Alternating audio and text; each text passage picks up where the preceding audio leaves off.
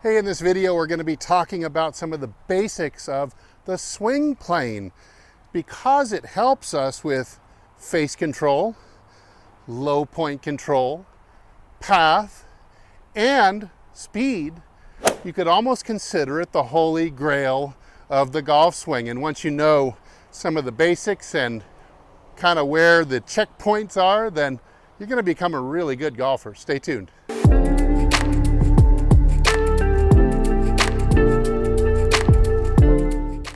Hey, this is Steve with HitItLonger.com. I continue on my journey to hit the ball longer and straighter than I ever have before. I hope I can show you how to do it too. Okay, let's start with just a few basics about the swing plane. What is it? Well, it seems like such an unapproachable term for a lot of average golfers.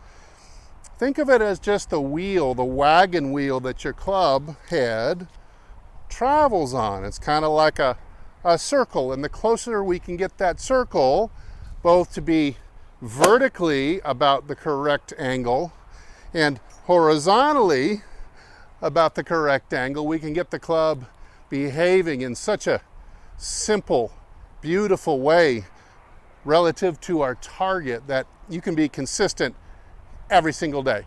So Hogan laid down the groundwork for us with the swing plane with this beautiful image that he has published in his book 5 Lessons, with the glass running through from the ball up through, almost resting on his chest, kind of the base of the neck on up. And you know what Hogan implored us to do was to make sure we were swinging below that glass, either 1 inch to 1 foot below the glass. And so historically, if you look at champion golfers through the decades, you're going to find that styles change from decade to decade. Back in the 80s and 70s, more of an upright swing was in vogue, but not to the point where it was above the glass. They were coming right up just about 1 inch below the glass. A modern day version of this upright swing is the Scotty Scheffler swing, and you understand how incredibly successful he's been recently, but his swing is about as upright as you'd want to get. And then we look at Hogan, or maybe somebody like a Sergio Garcia, a Ricky Fowler, Matt Kuchar for the flat version. Now, which one is better? Well, they're all going to work really well. But what I want you to understand here is that we kind of have a corridor that functions, a corridor that is competent. And that's going to be, and again, I'm talking about as the club starts to come down. As the club starts to come down, that it's somewhere below your right shoulder. So it can't be up here. It's got to be at least below the right shoulder. But it also has to be not drop below the right forearm either.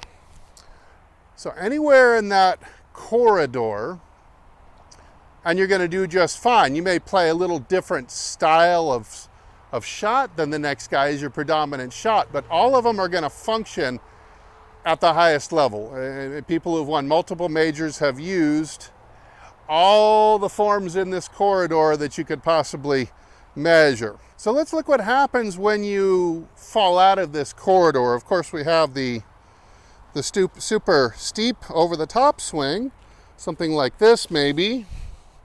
Now I'm above the glass. I break through the glass at the top of the swing by lifting my arms too much. I'm on the outside now. The club shaft is too steep, and I'm going to cut down and across. And this is where a lot of the slices come from. The technique will be generally, the shot shape will be generally pulls and slices. Of course, we can do the opposite that. Remember, you're above the glass, above the shoulder with the club shaft coming down. The arms are also above where they should be. Conversely, we can also get too low. You could actually go too low and inside.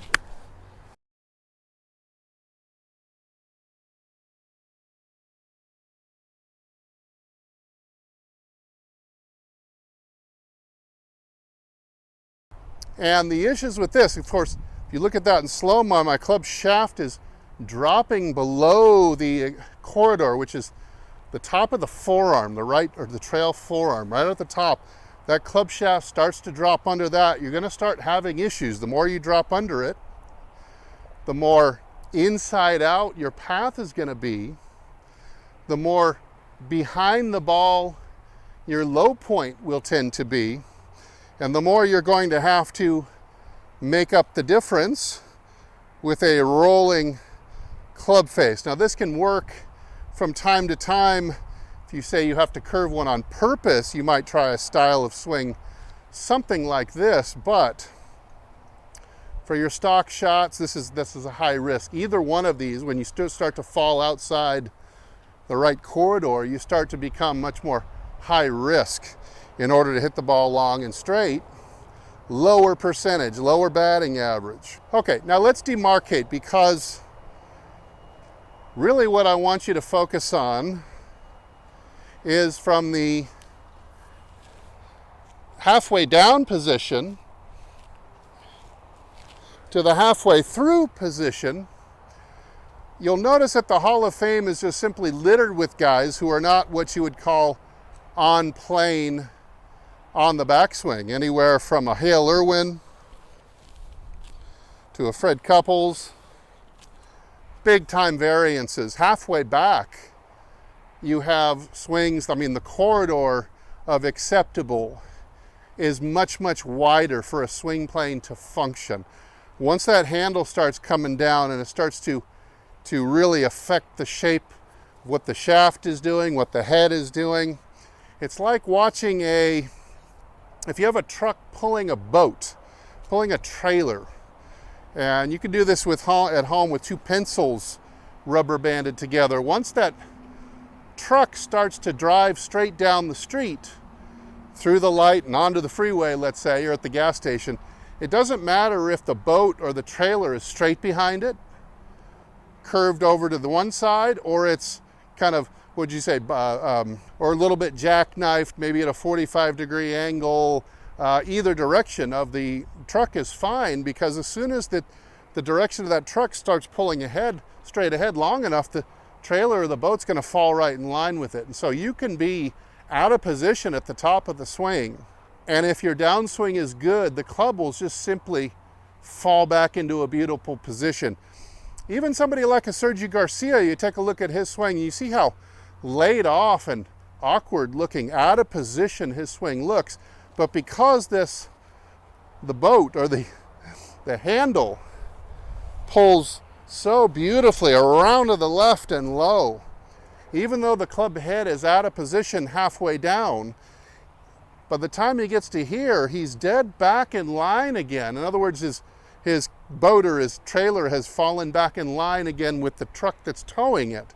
And they're driving in a straight line down the freeway now. They're no longer crooked or out of position. So again, I want you to not worry so much about nailing all these perfect positions on the backswing, but instead make sure that you get them right on the downswing. Just remember these basics. Check yourself in the mirror, film yourself, have somebody that you trust who knows something about this, check your swing. It's going to make you so much better when you can get your swing inside all these parameters. They're fairly broad, but once you're inside those parameters, you're going to be a lot better hitting from tee to green. Hey, thanks for watching and considering all these things I've been talking about, supporting my channel. You can hit like, subscribe, comment, and share. Those are all the free ways you can support the channel. Head over to my website, hititlonger.com, and as usual, either I'll see you in the next video or I'll see you longer and straighter down the fairway. Everybody take good care.